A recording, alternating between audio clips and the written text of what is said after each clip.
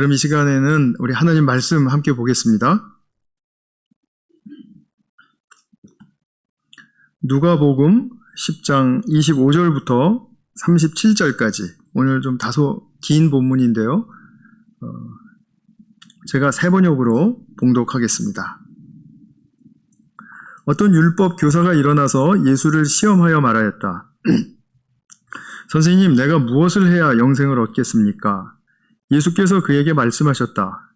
율법에 무엇이라고 기록하였으며 너는 그것을 어떻게 읽고 있느냐? 그가 대답하였다. 내 마음을 다하고 내 목숨을 다하고 내 힘을 다하고 내 뜻을 다하여 주 너의 하나님을 사랑하여라 하였고 또 네 이웃을 내 몸같이 사랑하여라 하였습니다. 예수께서 그에게 말씀하셨다. 내 대답이 옳다. 그대로 행하여라. 그리하면 살 것이다. 그런데 그 율법 교사는 자기를 옳게 보이고 싶어서 예수께 말하였다. 그러면 내 이웃이 누구입니까? 예수께서 대답하셨다. 어떤 사람이 예루살렘에서 여리고로 내려가다가 강도들을 만났다. 강도들이 그 옷을 벗기고 때려서 거의 죽게 된 채로 내버려 두고 갔다. 마침 어떤 제사장이 그 길로 내려가다가 그 사람을 보고 피하여 지나갔다. 이와 같이 레위 사람도 그곳에 이르러 그 사람을 보고 피하여 지나갔다. 그러나 어떤 사마리아 사람은 길을 가다가 그 사람이 있는 곳에 이르러 그를 보고 측은한 마음이 들어서 가까이 가서 그 상처에 올리브 기름과 포도주를 붓고 싸맨 다음에 자기 짐승에 태워서 여관으로 데리고 가서 돌보아 주었다. 다음날 그는 2 데나리온을 꺼내어서 여관 주인에게 주고 말하기를 이 사람을 돌보아 주십시오. 비용이 더 들면 내가 돌아오는 길에 갚겠습니다 하였다. 너는 이 세 사람 가운데서 누가 강도 만난 사람에게 이웃이 되어 주었다고 생각하느냐? 그가 대답하였다. 자비를 베푼 사람입니다. 예수께서 그에게 말씀하셨다. 가서 너도 이와 같이 하여라. 아멘. 네, 예수님의 비유 오늘 12번째 시간입니다. 우리 사마리아인을 말씀하신 비유의 말씀 우리가 살펴보도록 하겠습니다. 우리가 하나님 나라의 관점에서 이 비유를 계속해서 지금 살펴보고 있는데 오늘 본문의 그 비유 말씀은 우리가 하나님 나라 들어와서 하나님 나라의 백성이 되었을 때 하나님께서 우리에게 가장 원하시는 것은 제가 늘상 강조드리는 바이지만 하나님의 백성다워지는 것입니다. 그러니까 하나님 나라에 들어와서 우리에게 무슨 일을 맡기고 빨리 해라 많이 해라 이렇게 독촉하시는 하나님이 아니라 그것은 하나님의 일의 이루어짐은 하나님께 맡기고 그리고 너는 이 일을 하기에 합당한 백성다운 사람이 되어라. 하나님 나라에 어울리는 그런 성숙한 사람이 되어라 라고 하시는 것이 하나님의 굉장히 그 중심에 있는 뜻이라고 저는 분명하게 믿습니다. 아마 여러분도 그거 동의하실 거예요. 우리가 뭐 양육하거나 아니면 가르치는 어떤 어린아이들이 있을 때 잘 해내면 좋죠. 그리고 빨리 해내면 능력이 높구나 하고 칭찬해 줄 수 있습니다. 그러나 그런 일을 많이 하고 잘한다고 하더라도 그 성품이 자라지 않고 늘 이기적이고 그리고 자기 멋대로 하려고 그러고 그러는 그 아이의 상태를 보게 되면 굉장히 슬프겠죠. 우리가 하나님이 우리에게 원하시는 것이 무엇인가 하는 것을 우리가 살펴볼 때는 하나님이 우리에게 일중심적인 사람이 되기를 원하지 않으신다. 업적주의적인 그런 그것도 공로주의적인 그런 사람이 되기를 원하지 않으신다. 결과적으로 뭔가를 이루어내고 기뻐하고 그것으로 만족하는 그러한 삶을 기뻐하시지 않는 건 아니지만 그러나 그것보다 더 중요한 것이 있다. 그것은 뭐냐면 인격 중심적이고 존재 중심적이고 관계 중심적인 그런 사람이 되는 것, 그것이 중요하다라는 것을 우리가 참 많이 가슴에 새겨야 할 것 같습니다. 특히 이제 21세기의 이런 시대에 살면서 우리가 너무 많은 것들이 빠르게 진행이 되고, 그죠? 과학도 뭐 너무나 빨리 발전이 되지만 또 보면은 재해도 엄청나게 빠른 속도로 우리를 피해를 주고요. 정말 우리 재해 소식을 듣자면 정말 깜짝깜짝 놀라지 않습니까? 다 열거할 수 없을 정도입니다. 이런 가운데서 우리는 과연 어떤 삶을 살아내야 하는가 하는 것, 하나님의 마음에 딱 초점을 기울이고 우리가 잘 그것을 찾아서 중심 있게, 주관 있게 우리 하나님 나라의 백성다운 삶을 살아가야 할 것 같습니다. 오늘 비유가 바로 하나님 나라의 백성은 어떤 사람이 되어야 하느냐라는 것에 이제 초점이 있습니다. 그래서 우리가 그 부분을 좀 살펴보도록 하겠습니다. 오늘 비유의 배경은 이래요. 사마리아인과 이웃에 관한 이 비유 말씀은 너무나 유명하고 또 믿지 않는 사람들도 잘 아는 말씀이니까 굳이 그 내용에 많이 우리가 집중할 필요는 없을 것 같습니다. 이 비유의 배경을 보면 이런 것입니다. 한 율법에 정통한 교사가 이제 예수님을 시험하려고, 그러니까 굉장히 이렇게 텐션을 조장하면서 찾아온 거예요. 그리고 아주 근본적인 질문을 툭 내던집니다. 뭐라고 하냐면, 내가 무엇을 해야 영생을 얻겠습니까? 내가 어떻게 해야 구원받겠습니까? 내가 어떻게 해야 하나님의 자녀가 되겠습니까? 이런 이야기겠죠. 그랬더니 예수님께서 답하지 않으시고 반문하세요.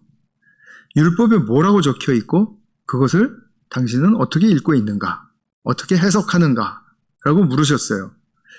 그랬더니 율법 교사가 이건 자기가 너무 잘 아는 부분이거든요. 그러니까 자신 있게 대답을 합니다. 네 마음을 다하고 목숨을 다하고 힘을 다하고 뜻을 다해서 주 너의 하나님을 사랑하라. 그리고 또 네 이웃을 내 몸과 같이 사랑하라 입니다. 라고 대답을 했습니다. 그랬더니 예수님께서 사실 이렇게 텐션이 있는 가운데 이렇게 곧장 칭찬해 주시기가 좀 쉽지 않을 텐데 네 대답이 옳다. 이렇게 흔쾌히 동감하시면서 그대로 행하면 된다. 그러면 살 거야. 그러면 영생을 얻을 거야. 하고 답변을 해주셨어요. 근데 여기까지 이 대화가 오다 보니까 이 율법 교사가 자기는 사회적으로도 높은 위치이고 그리고 남들이 보기에도 명망 높은 학자이고 그런데 한낱 이 나사렛 청년 예수한테 지금 내가 물어봤는데 자기가 답하고 그러니까 자기가 조사하는 뭔가 입장에 있어야 되는데 조사를 받는 것 같이 끝나버렸단 말이에요, 대화가. 그러니까 이거 뭔가 자기 의도와는 잘못 나간 거예요. 그래서 25절에 분명히 예수님을 시험하려고 지금 자기가 뭔가 이제 이 분위기를 장악하고 그리고 대화를 이끌어 갔어야 되는데 예수님께 이렇게 말린 거죠. 그러고 나니까 기분이 좀 찝찝해졌던 것 같아요. 그래서 자기를 옳게 보이려고, 그러니까 주도권을 잡으려고 그러면서 또 한 가지 질문을 던집니다. 그러면 내 이웃은 누구입니까? 이게 자기 나름대로는 굉장히 어려운 질문을 던졌다고 생각하는 것 같아요. 사람이 사랑해야 하는 이웃이 전부 다일 수는 없잖아요.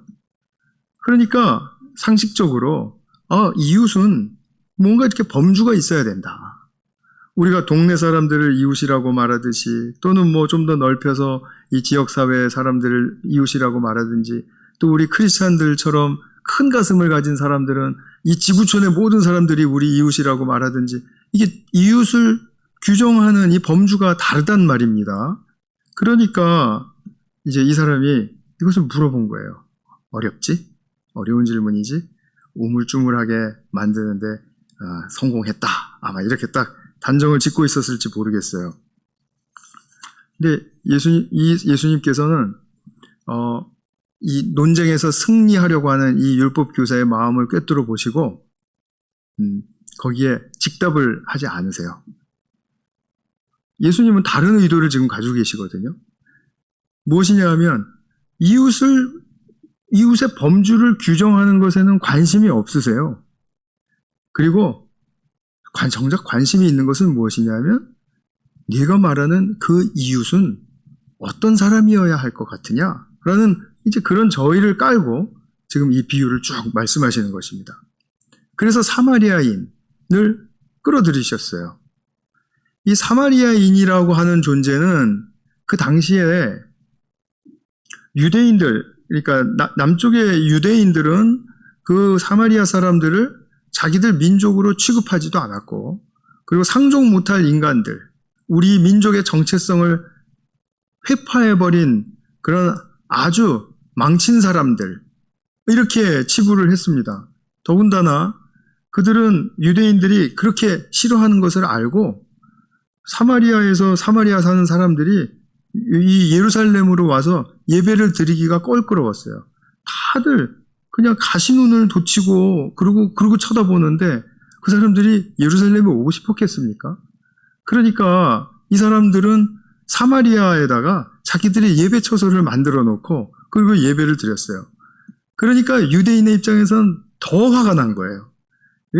예배 드리는 장소는 예루살렘 딱 이곳 하나인데 너희들이 어쩌자고 너희 이단이구나. 막 이런 식으로 이제 몰아붙이면서 사마리아인을 싫어했던 거죠.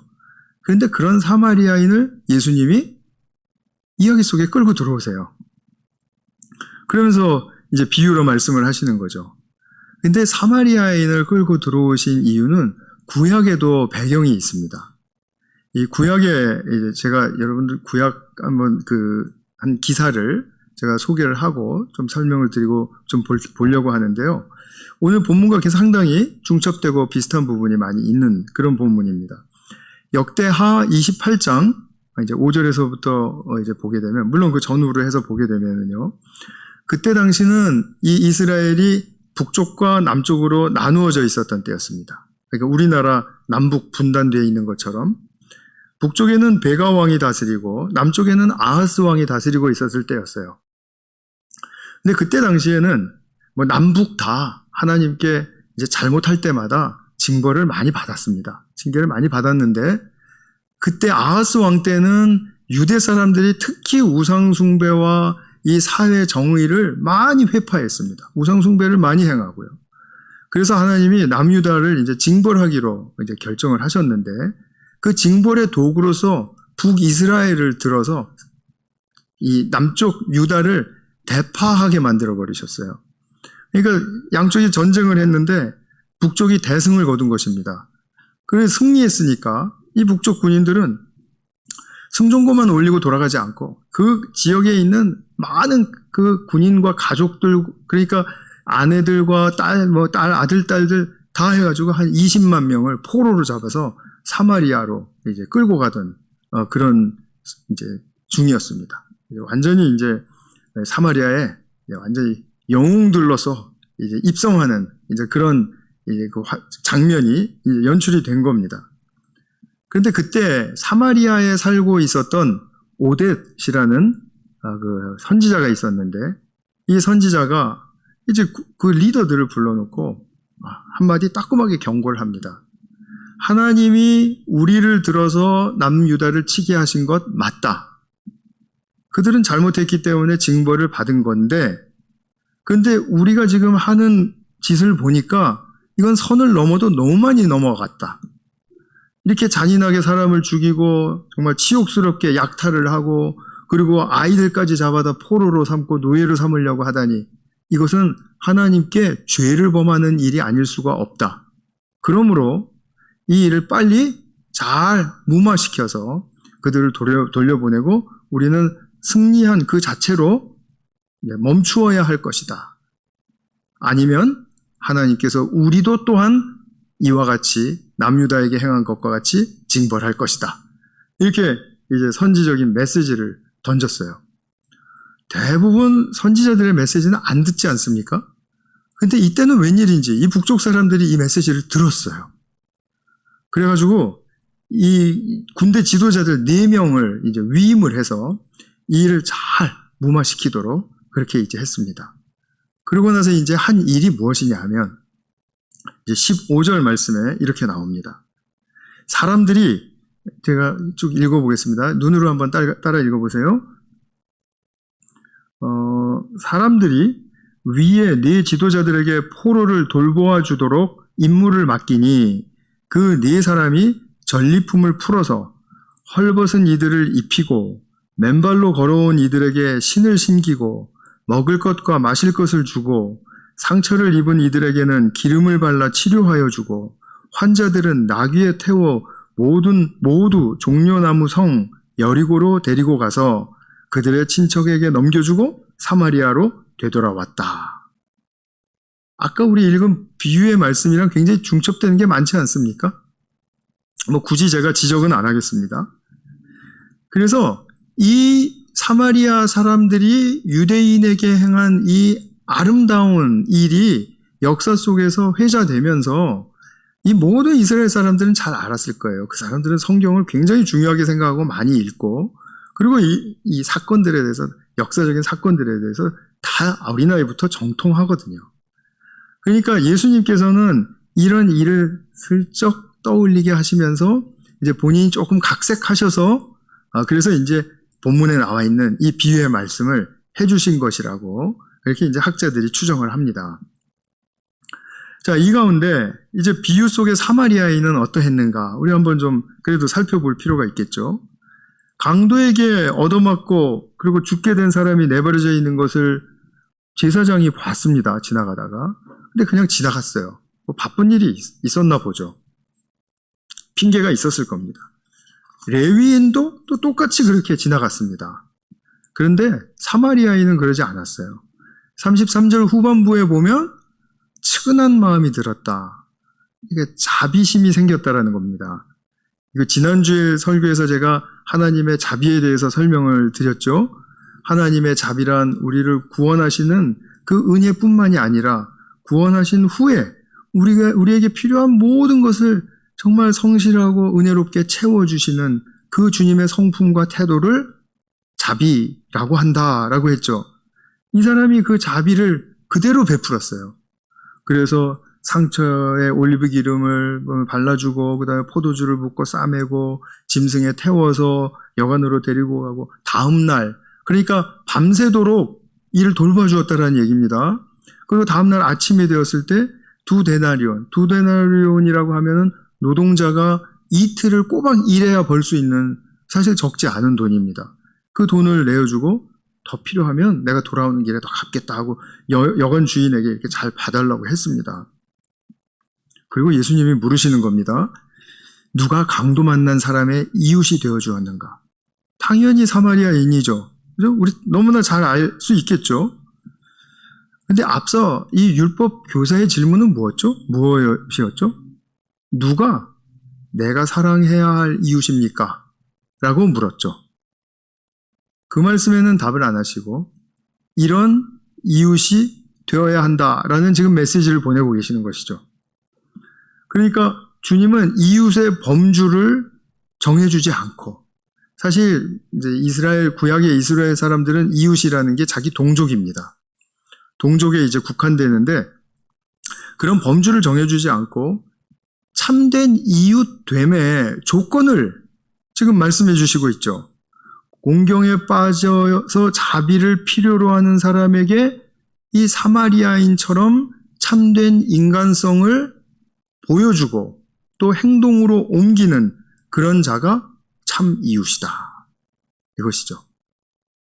그래서 오늘 이 비유의 이 교훈은 이것으로 끝나도 당연히 너무나 좋습니다.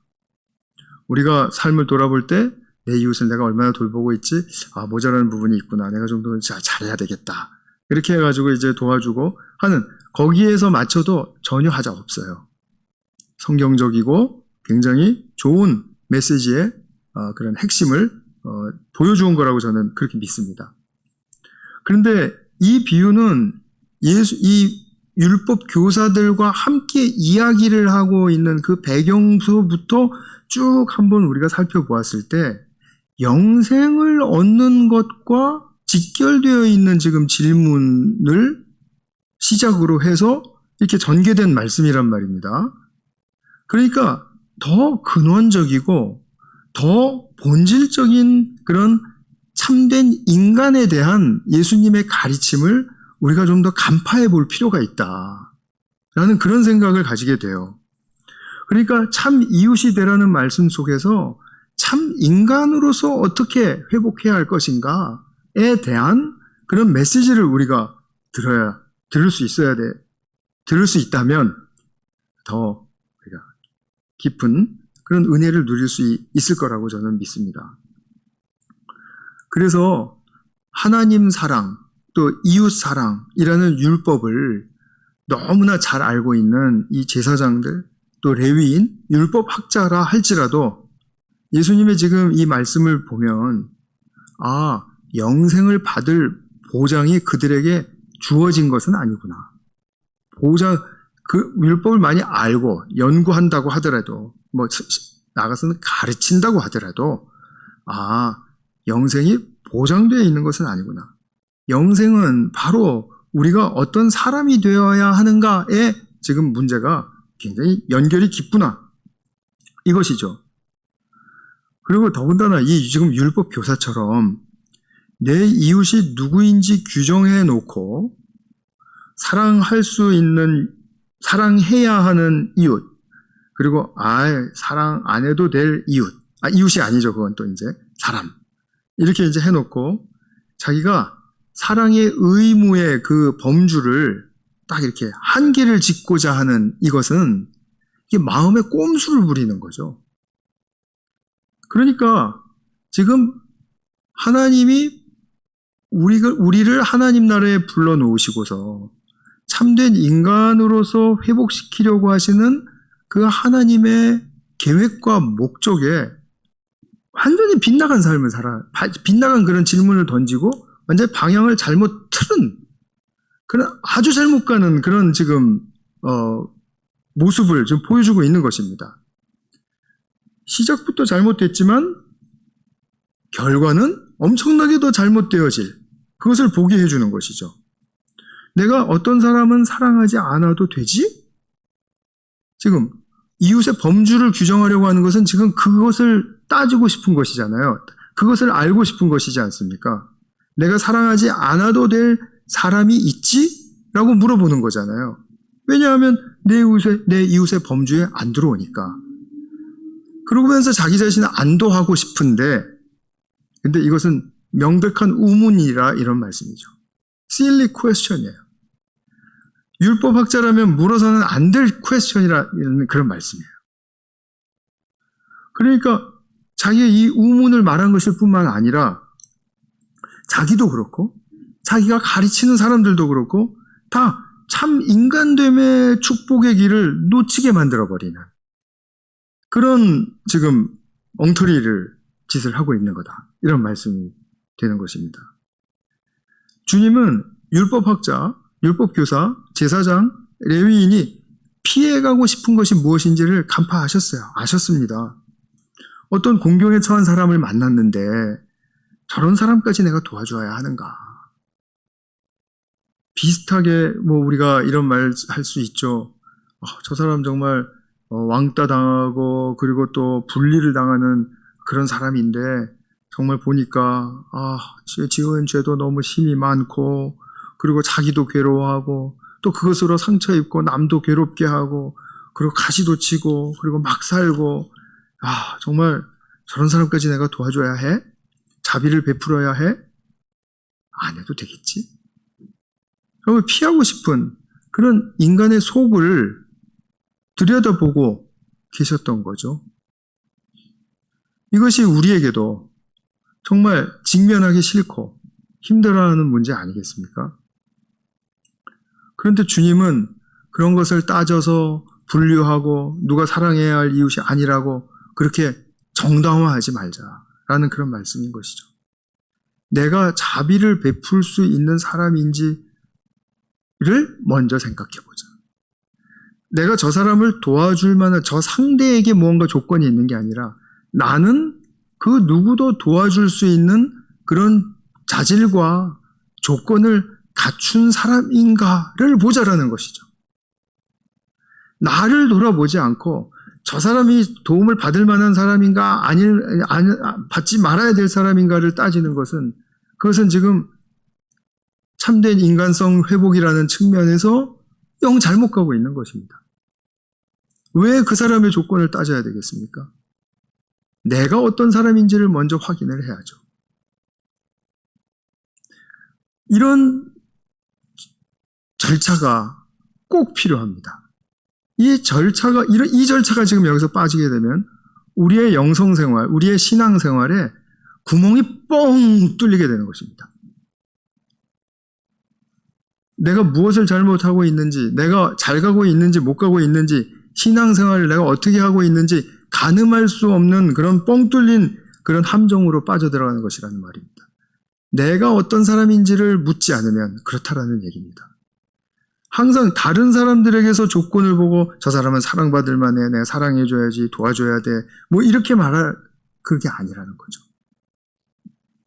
돕는 것은 내가 어떤 사람인가에 기초해서 도울 수 있는가를 봐야 된다는 겁니다. 우리는 현실적으로 문제가 있죠. 모두 다 사랑할 수는 없잖아요. 그죠? 우리는 다 사랑할 수 없다는 것 우리도 알고 주님도 아십니다. 그러나 그래서 사랑할 수 없어요라고 고백하는 것은 어떻게 보면 우리가 정직한 고백입니다 하고 격려할 만해요. 그런데 문제는 무엇이냐면요. 거기서 멈추면 안 됩니다. 나 정직했지, 됐지, 그럼 됐어. 나 사랑할 수 없어요. 자기가 사랑 못하는 거를 거기에서 정당화할 수는 없다라는 이야기입니다. 주님이 우리가 사랑할 수 없다는 거 다 아십니다. 그래서 나를 돌아보고 나는 사랑할 수 없습니다라고 고백을 했을 때 그때 주님은 그렇게 말씀하시죠. 맞아. 사랑할 수 없어. 지금은 그래. 그런데 우리가 여기서 멈추지 말아야 될 이유가 무엇입니까? 그 이유는 이것입니다. 우리는 지금 참된 인간성을 회복하고 있는 중이고, 그리고 그것을 위해서 배움과 그리고 무언가 우리의 자신의 삶을 거기에 투신하고 있는 중입니다. 그러니까 과정 중에 있다 이런 말씀이죠. 우리는 누구나 다 완성된 모습은 아니다라는 말씀이에요. 그러니까 완성되지 않은 지금 현재의 모습 속에서 나는 사랑할 수 없어요라고 하는 것은 정직한 고백이언정 거기서 멈추게 되면 나는 그 과정을 포기하는 셈이 되어버린다 이런 말씀이죠. 그러면 나는 하나님의 자녀로서 성장, 성숙의 과정을 포기하게 되어버린다라는 그런 결과를 가져오게 돼요. 그래서 우리가 살아가면서 항상 그런 건 아니지만 나 정말 사랑하기 힘들다. 저 사람 정말 사랑하기 힘들고 또 내 처지를 봐도 내가 정말 사랑하기 힘들다. 라는 그런 사랑하지 못할 지점에 봉착했을 때 율법학자처럼 율법교사처럼 자비를 안 베풀어도 될 그런 부류의 사람들을 규정짓고 싶다라는 그런 유혹을 우리가 어떻게 바라봐야 하는가를 오늘 비유를 통해서 분명하게 볼 수가 있을 거라고 저는 생각합니다. 더군다나 내가 누구든지 사랑할 수 없는 이유는 내가 사랑을 하려고 하는 그 대상에게 있지 않습니다. 다시 말하면 그 사람이 얼마나 잘났던 얼마나 못났던 그런 조건 때문에 내가 그를 사랑할 수 없는 게 아니라는 말씀이죠. 내가 사랑할 수 없는 이유는 내 안에 있습니다. 내가 아직 사랑을 덜 받은 겁니다. 주님의 사랑을 덜 받은 것이고, 그리고 주님의 사랑을 아직 인정하지 않는 구석도 있을 수 있어요. 주님은 나를 사랑하신다고 할 때 누구나 다 좋아해요. 누구나 다 좋아하지만 그 사랑을 누구나 다 받고 누리지는 못하는 것 같습니다. 조건부적이에요. 여전히 조건부적이에요.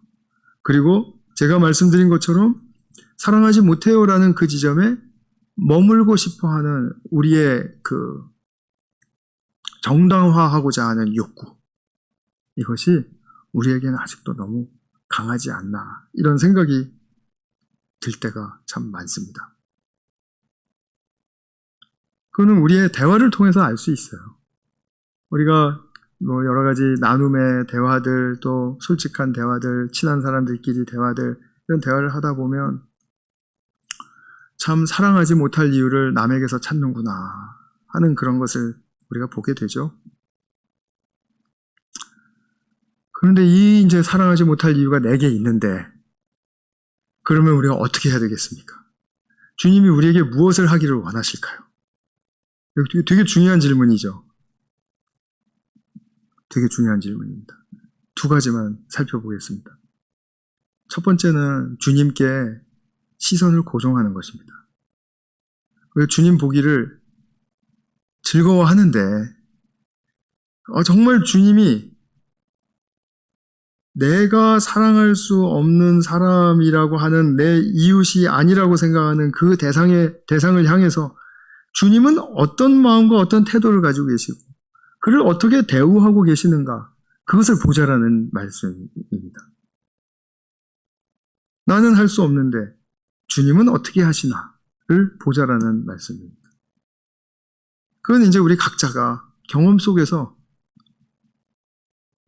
이제 주님이 어떻게 하시는가를 고백하실 수 있을 거라고 생각합니다. 두 번째로는 주님이 날마다 나를 찾아오세요. 말씀을 통해서 찾아오시고, 기도할 때도 찾아오시고, 묵상할 때도, 내가 또 일상을 살아갈 때도 동행하시며 나와 항상 함께 하세요. 항상 함께 하시는 그 주님이 내게 어떤 이웃인가, 어떤 이웃이 되어주셨는가를 우리가 한번 진지하게 생각해 봐야 될 필요가 있습니다. 제사장과 같은, 레위인과 같은, 율법교사와 같은 이웃인가, 아니면 사마리아인과 같은 그런 이웃으로 나를 찾아오시는가. 이것은 분명히 우리에게 경험적인 측면으로서 아주 중요한 영성생활의 기초가 될 거라고 저는 생각이 됩니다. 이 주님께 시선을 고정하는 것, 주님이 그에게 어떻게 대우하시고 어떤 사람으로 여기시는가를 우리가 보는 것, 그리고 주님은 나에게 어떤 이웃으로 찾아오셨는가를 경험하는 것, 이것이 우리의 신앙생활에 있어서 빠지면 안 될 아주 중요한 그런 과정이고, 그리고 이것에 대해서 우리가 많이 의식하고 깨어 있어야 될 것이라고 저는 믿습니다. 선한 사마리아인으로서 나를 찾아오시는 참된 이웃 되신 우리 예수님, 그 예수님을 다시 한번 우리가 발견하고 또 받아들일 수 있기를 바라고요. 분명히 그러면 나 또한 주님과 같은 그런 이웃이 되고 싶다라는 그런 열정이, 즉 나도 정말 주님을 닮는 하나님 나라에서의 참 백성으로서 인간의 참된 모습을 회복하고자 하는 그런 열정이 우리 안에 일어나게 될 것을 주님의 이름으로 축원합니다. 네, 기도하겠습니다. 사랑하는 아버지 하나님, 오늘 비유 말씀을 통해서 우리가 관계를 맺고 있는 대상에게 정말 어떠한 이웃이 되는가 하는 것을 스스로에게 묻게 되었습니다. 정말 그것을 보면서 우리 자신을 정말 주님께 의탁할 때 주님이 우리의 참 이웃의 롤 모델이 되셨다라는 것을 또한 발견하면서 정말 기쁨으로 주님의 길을 따라가기를 원합니다. 주님, 선한 사마리아인 바로 이 사람의 모습이 바로 우리가 바라보고 또 회복해야 할 모습이며, 이것이 하나님 나라에서 정말 기쁘게 받아지고, 그리고 주님을 더욱더 높여드리는 그런 모습이라는 사실을 저희들이 꼭 깨닫고, 그리고 이 비유의 교훈대로 정말 우리가 참된 이웃이 되는 것에 우리의 삶을 헌신할 수 있도록 도와주시고 이끌어 주시옵소서. 우리 구주 예수님의 이름으로 기도하였습니다. 아멘.